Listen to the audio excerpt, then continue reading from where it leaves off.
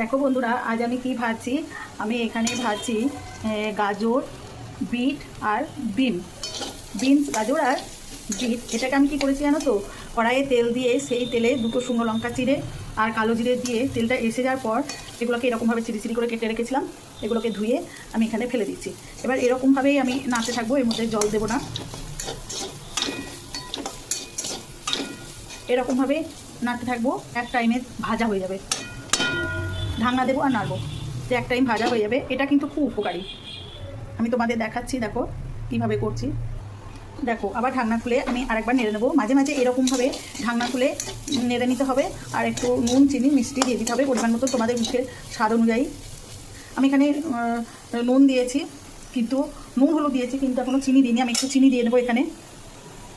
দেখো, আমি সামান্য পরিমাণ এখানে চিনি দিলাম। এটা খুব শরীরের পক্ষে উপকার। আমার বরকে খেতে বলেছে বিট, গাজর আর মানে এই ইয়েগুলো।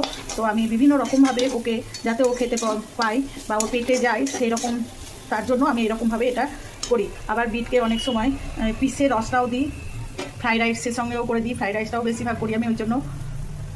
দেখো, আবার আমি ঢাকনা দিয়ে দেবো, এরকমভাবে আমি ভাজতে থাকবো। দেখো, আমি আবার কড়াইটা ঢাকনাটা খুলে নেবো। আর আমি ভাজবো না, বেশ ভাজা হয়ে গেছে। এর বেশি ভাজলে পরে এর গুণটাই আর থাকবে না। এবার আমি করবো কি, এখানে আমি নারকেল কুড়ে রেখে দিয়েছি। দেখো, এক ভাগ আমি এতে দিয়ে দেবো, আর এক ভাগ আমি কালকে চাল কুমড়ো তরকারি করবো, তো কন্টেনারে ভরে রেখে দেবো।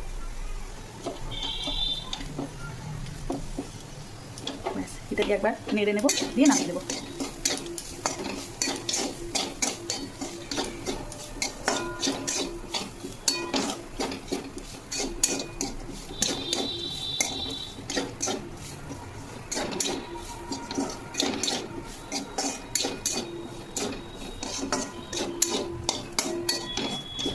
এটা হয়ে গেছে, এবার আমি এটা নামিয়ে নেব।